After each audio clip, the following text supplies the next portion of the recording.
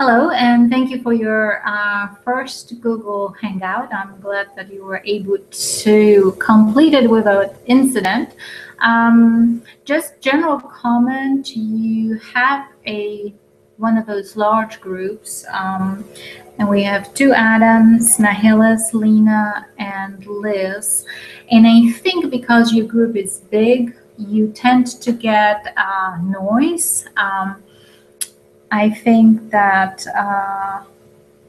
was it your group that had noise? You had some noise there, so I hope it goes better on the second turnaround. And because you have a big group, I think logistically you're trying to sort out taking turns on those questions and stuff. But I thought that generally as a group, even though you were big, you did very well in covering the issues in a sort of, you didn't have a structured way of going from person to person, question by question. You did it in a more of a conversation style and discussion style. And I like that. And that worked for you and worked for your group. So, if you want to keep it this way, that's fine. So you started, I think that I'm going to touch on some of the things that you highlighted in your discussion and comment briefly on a few things that you talked about. So with respect to the foreign intelligence and spying and domestic intelligence gathering and issues with those, you talked about how I think we have as a society less expectations about what we do in other country on other people's versus our expectations of privacy and other. You talked a lot about conveniences and being inconvenienced and by some of those security measures here. And it was really interesting that you brought up some of the international perspectives. And I think Adam L. Was talking about the fact that we seem spoiled with respect to security or expectations of privacy, because when you look at other countries, and we're talking about obviously westernized countries, not the countries that have a very strong internal security apparatus historically. I think you talked about countries that have normal parliamentary processes and stuff like that. And even those populations are a little bit more compliant and less entitled to that sphere of privacy. They're told, that this particular venue is closed because of safety, and even though they've driven for hours, they are not as unhappy about that. And that's an interesting fact about international perspectives. But you also talked about the fact that we can't necessarily compare United States and our intelligence processes that are internal to some other countries. And I think the discussion was about whether we should create the MI5 type agency in the United States. And the discussion was, there's a big difference between Britain and the United States. The fact that we are dealing with just the sheer vastness of the territory and geography, and the political system is different. And so clearly there is a tendency when you talk about those solutions, organizational solutions, to do comparative studies, but perhaps comparative studies are not the best for us. We could compare, of course, also to, oftentimes in the same vein, comparisons are made to the wall and how it works for Israel, right? How their wall has worked for them. And, that argument often is being countered with, landlocked country, very small area to put a fence around. And so totally different issue of management that you have with, compared to the border with Mexico, for example, the United States southern border. So interesting points. However, I think those comparative perspectives are helpful to bring out. They might not always be a good platform to implement something, but it's a good fodder for conversation. And I'm going to use some examples of different countries, and I get to it. But so that was interesting that you were able to tie in the that international perspective. We are much less bothered when we do things to other people in other countries as far as their liberties.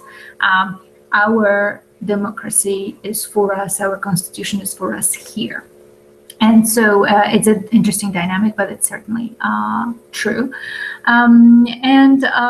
You talked about the criticality of when you look at the local level, and that there was something about intelligence being homeland security intelligence being inherently local, and the role of local law enforcement and state law enforcement in intelligence gathering.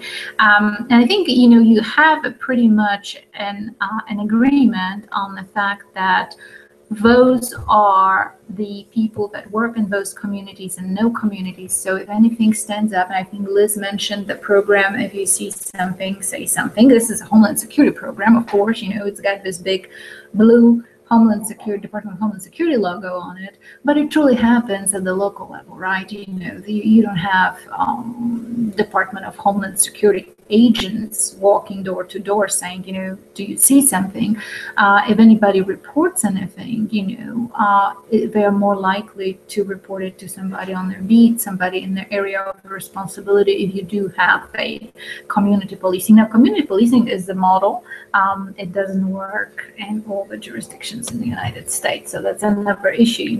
Community policing and the way how it's structured and whether it's effective varies from, city to city and jurisdiction to jurisdiction, and there are some models that are really wonderful that work, and there are some cities or municipalities where there is no community policing. So that's another issue. The studies on community policing and what we think is community policing, is it really community policing? But in the ideal sense, yes, those officers are there to that there are at the local level. They know anomalies. They know things that are atypical to the community, and they do all the citizen academies and national night out, and they have contact with the public. And if they are a good department, they will have good trust and they will have good relationship.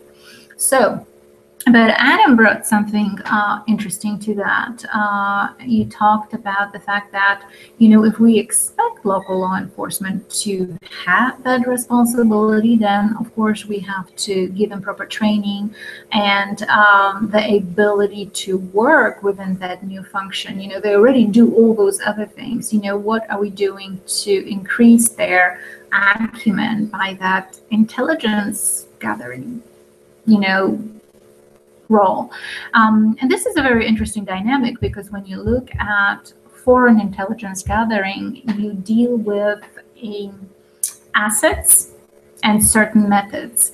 And of course, assets are different than confidential informers, which is what law enforcement deals with predominantly. You deal with confidential informer, who is someone that typically made a plea because they are not that great of a person and they want to have a lesser sentence, so they're cooperating. So it's very criminal investigation centered that you have those confidential informers. In foreign intelligence and counterintelligence, and I was the foreign counterintelligence special agent, you develop assets. And those assets have different motivations. Typically they are, wanting things outside of the scope of the country. They want to change alliances. Their ideas are totally different. Their motivations are different. So now, if you are grooming police officers to, go in communities and have assets and develop assets, this is just something that it's not in their mindset. So, are we going to that level of, involvement in intelligence gathering by local law enforcement, and where does it lead? I think Adam L. also had interesting observations about that as far as expertise in intelligence gathering and analysis and exploitation and creating products. When you talked about DHS and FBI, and talking about DHS, how DHS has mostly experts in either military or law enforcement or disaster management repertoire, and not necessarily the intelligence analyst or intelligence expert, not somebody that has been in an expert in any other collection disciplines. So I thought that was really interesting. It was in the answer to a different question, whether we should, make DHS a more of an intelligence agency, or create something totally different, or create a branch, or use FBI, but change, keep on working on their history with, toying with intelligence processes, or doing something different. So even though it came out in a different question, it still goes back to that expertness and giving those agencies we expect to do things, giving them tools. And I will take the discussion even further, and I will talk about, the biggest complaint that's out there about fusion centers. And you mentioned fusion centers, and you talked about them as that way of leveraging the local resources and having information sharing venue with federal agencies and those, members of the intelligence community from DOD and from DOJ and so on and so forth, with Department of Homeland Security, really, truly, the Coast Guard and Secret Service. So if you think about those fusion centers, the common complaint has been that the information goes from the local level upwards, but the intelligence products do not come down for a variety of reasons. One of them being those security clearances that Treverton talks about, and how the people with a need to know and proper clearances a lot of times are not there at the local level, or they don't have they're not getting the whole picture. And so that demoralizes local law enforcement from participating in those fusion centers, because they don't want to dedicate resources to be getting nothing out of that, collaboration. And sometimes those intelligence products also, because they have to go through the whole process before they become a product, so that information that gets funneled up, when it actually does come back to the local law enforcement, it's not very actionable. If you talk about being on the lookout for, people buying components for pressure cookers, and you do it a month after, Boston Marathon bombing, that's not very actionable for local law enforcement, because they, watch the news as well. So herein lies that dilemma of the intelligence component. Yes, it's a good system when you have all those different tiers, but it seems to be working better on the way up than on the way down. And Loventhal also talks about feedback, dissemination and feedback. And so I'm yet to see, and this is about research, I'm yet to see a study on the element of feedback provided to local law enforcement on the way those fusion centers work, or on the way that their information that they provide actually becomes useful to policymakers or the analysts that, that are translating it into an intelligence product. And I think that is a missing link. And until that gets strengthened, then, that law enforcement is exploited at the local level. And that exploitation, brings all those additional burdens that Adam talked about. And then police officers have their hands behind their back, as you mentioned, because they don't have proper security clearances, and so they're not getting the whole picture. And they also run a risk of having worsening worsening relationships with that community if something goes wrong. And a lot of times, if there is a abuse of civil liberties, then that local law enforcement is going to be on the receiving end of that dissatisfaction or community dissatisfaction with that particular profiling, or whatever happens. So I think those are really important topics for discussion. You talked about community and enterprise as far as intelligence community and enterprise, and I think that the enterprise is that huge landscape of all the actors that are now involved in a piece of intelligence gathering. And I think that's with the advent of a Liz, I think, mentioned internet and ways of information sharing and information flows. And so there are so many more people at the table that those 16 federal or 16 agencies in the intelligence community. So the enterprise is huge, the consumers are many for those products, and now how do you, is that truly that 16-member intelligence community, is it really a community that's inclusive and comprehensive? And I think that's a question. They are there in a silo, and there's a whole world beyond them that they are not really connecting to with respect to domestic intelligence, because we're talking about that internal security, the homeland, the domestic type of intelligence gathering for our purposes here in this country, not the foreign one. So not the DoD, and obviously military does not engage with American citizens on intelligence gathering. So at the same time, we do have those new threats, lone wolves, and hard to prevent. And you talked about how they are hard to prevent. And this is something that goes back to the question of, how do we know that we get enough out of the investment in intelligence? If we're looking at prevention and how it's very difficult to measure it, how do we justify going forward those massive investments in those processes or resources? And if we were talking about supporting that intelligence-led policing, for example, at the local level, where's that funding coming from if the secrecy of the process doesn't allow us to do proper studies to evaluate the effectiveness? So I think that's an open question as well. I think you had a lot of discussion on the dilemma with terrorism is that with intelligence is that you are trying to act upon actions that have not yet happened.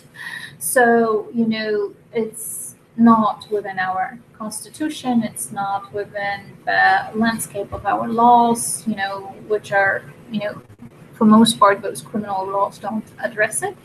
And so if you attack it from the law enforcement perspective, it's very difficult to deal with those issues. And some of the agencies like the FBI, which has since the 1947, that's been a very, very strong distinction between CIA and the FBI, with the FBI being, really relegated to intelligence efforts only in so much as they were on foreign nationals in the United States that were conducting some activities that could bring harm to us, So counterintelligence efforts mostly on foreign nationals, and this new role after the Intelligence Reform Act of 2004 of a domestic intelligence agency with very, very heavy boots of criminal investigations and mindset for it. So, and again, that brings it to the point that Adam was making at some point. If you restructure or if you create a different agency, who are you going to people it with? Who is going to be your expert on that? And I think that's a very valid question. The conversation also went into the expectation of privacy and that's being spoiled. And Nahielys mentioned that, if we don't do anything wrong, then we've got nothing to worry about, and we are just so spoiled. But we don't realize, and people are not aware that federal government is not sifting through the emails or anything like that. That intelligence gathering is a little bit different. That it focuses on relevant intelligence, and it's a valid point, but I think there's more layers to that. Some of the layers are, is there a difference between the way millennials look at that, at the expectation of privacy, versus previous generations, the argument that if I'm not doing anything wrong, then I'm okay with sharing, or somebody watching my activity. Is that what we should be going by as a standard, or is that a slippery slope? I think that if you ask someone that lived in the time of communism, with very strong internal security apparatus, you could hear a lot of stories about how people who were seemingly not doing anything wrong were getting into all kinds of trouble because of certain abuses, political abuses and ideological abuses, and I think certainly that's a valid point. And I think that our fears, or previous generations' fears, maybe not so much millennials, although I think you're probably not a uniform group, and you have differences of opinion on that. But if you take, for example, France during the French Revolution, I think most of us agree that what the French Revolution was the effort to bring about liberty, equality, and solidarity. Get rid of oppressive regime, the king, authoritarian despot, off with his head. And it was the attempt to create a society where all the people have equal participation. So that is a principle of French Revolution.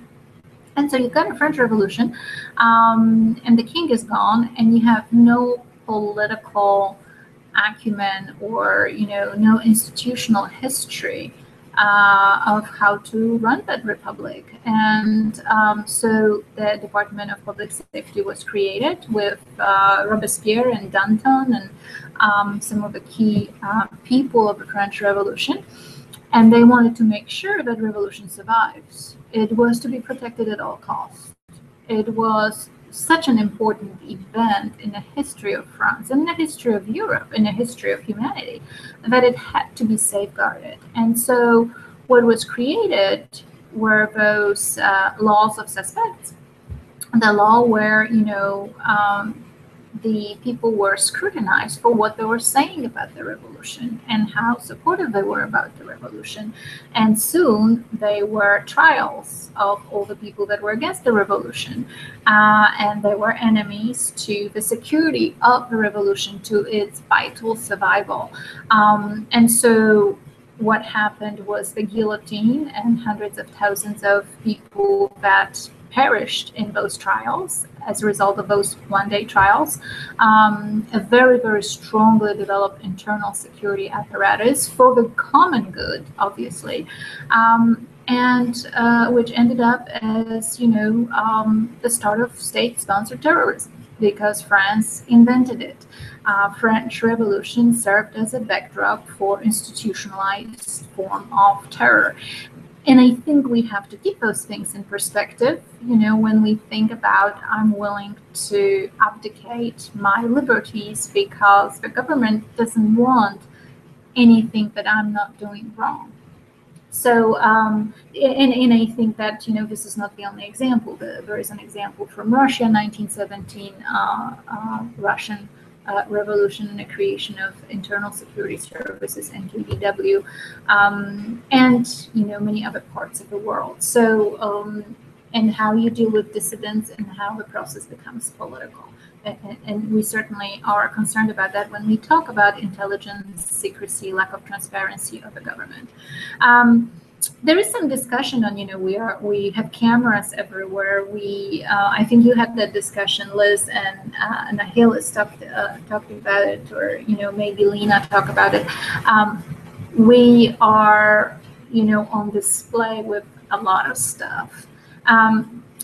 But I think that there is a difference between, commercial, private versus government.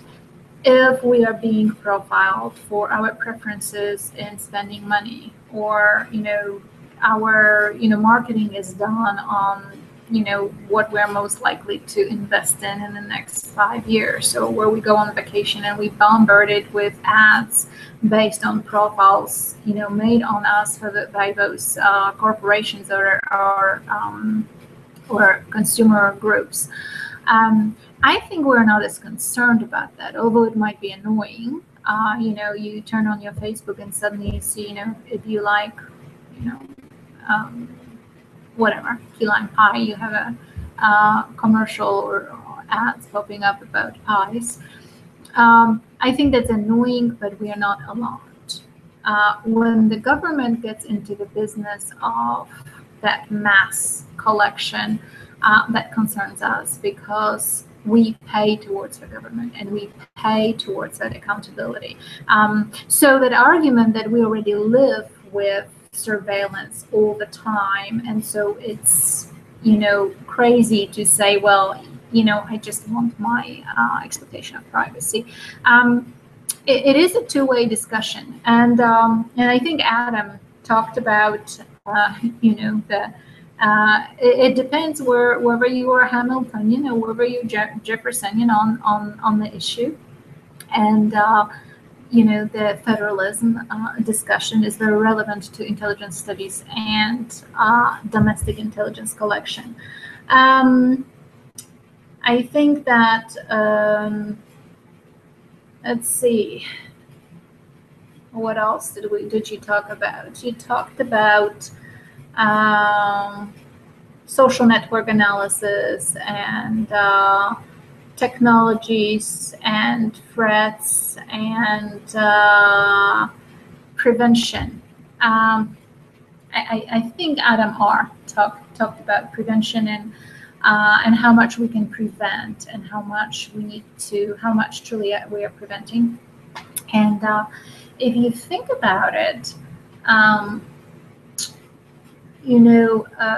if you think about Boston Marathon bombing, and you think whether it was successful, if the intelligence processes were and the agencies were successful, you can say yes and no. We were successful in the response phase. So the working of those agencies, FBI with local law enforcement, with the citizens, with people that reported where they had that boat in the yard, those were successful, but that was response phase. We're talking about intelligence on the front end, right? About that preemptive form, about that preventive aspect of it. That's where we are investing all that, because we're saying we want to prevent those events. And there's, things that didn't happen, that, because of those constitutional constraints. So, Tsarnaev was interviewed. Tamerlan Tsarnaev, the brother that didn't have a citizenship, that wasn't an American citizen, who was radicalized in Dagestan, and who was on the radar of Russian intelligence services. So we had gathered, we have a terrorist database with 500,000 entries and an ability to properly analyze it. So in a preventative way, we still had the event happen.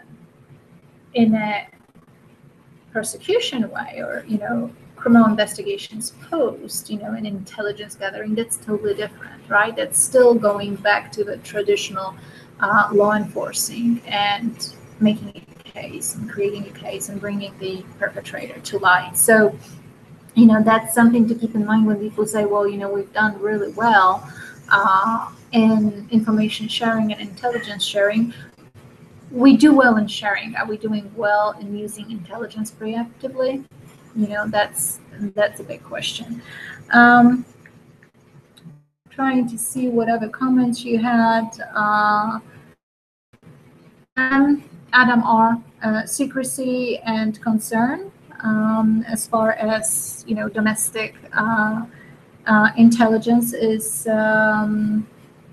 concerned. Again, Lena had some comments on, yeah, I really don't care what we do internationally, but what we do here, it's that our civil rights are important.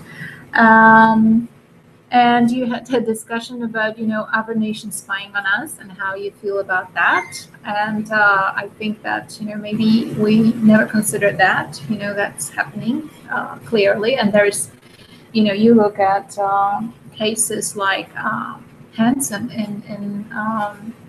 with horrible, fiasco for the federal intelligence agencies, who was recruited by the Russians and, very big access and huge damage and aims and, those failures of intelligence communities where we lost our employees to foreign powers and where people died, ultimately because of compromised cases.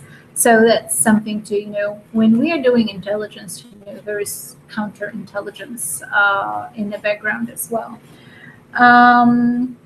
And I think the last thing was talking about the military, whether the military would be the best, or intelligence analyst from the military to handle domestic security issues. And I think that question was mostly to tease out of Dahl that he says Homeland Security intelligence is different than foreign intelligence. I think he's really trying to drive that home, that it is a different paradigm, that it's a local thing, and that's that we don't really have that process for assessing its efficiency yet, like with the drugs, and that we have the huge ability to amass and to collect, not as much analyze. And he's talking about focused data collection, and so when he's talking about the Navy officer, I think he brings into highlight the fact that we are yet to define what that professional who is the gatherer of intelligence at the local level or for internal security is supposed to be, and what model. And obviously, I think we all concur that the local law enforcement is the best positioned, from the relationship with the community and stuff to do so. And then there is this whole discourse on the tools they have available to them, the laws they have available to them. And then we have the whole spectrum of new threats emerging. So, that's going to complicate matters as well. When you're talking about the privacy, just the whole issue of UAVs and the lack of legislation on it, because we're still lagging in legislation on that, and that the industry is ahead of us, and how that is going to affect us. And then that's just the issue that's already here, and then there are those other emergent ones. For example, what if we consider a kinetic warfare, declaration of war against a country that is messing with our cyberspace? Is that something that, how is that going to go with the citizens?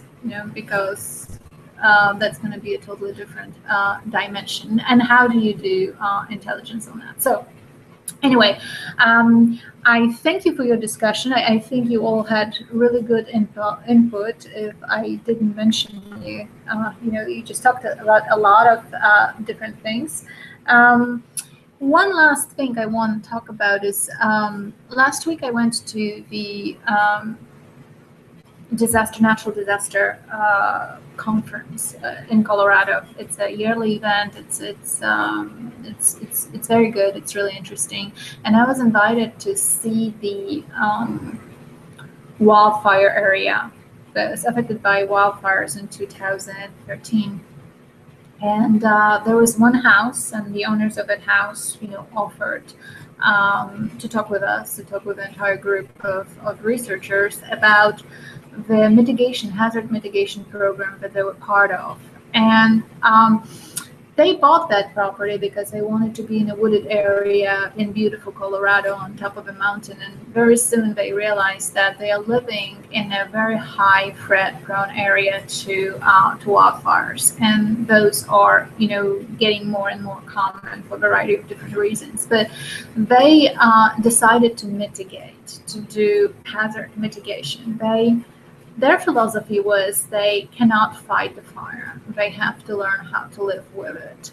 And so what they did a very extensive, they spent 2 or 3 years investing in mitigation. So cutting out trees, cutting out juniper brush, which was, a lot of investment, protecting the aspen, which I wasn't aware of. Aspen trees are the largest living organism on Earth. They're all connected, and they also have the highest content of water, so they're a natural fire barrier.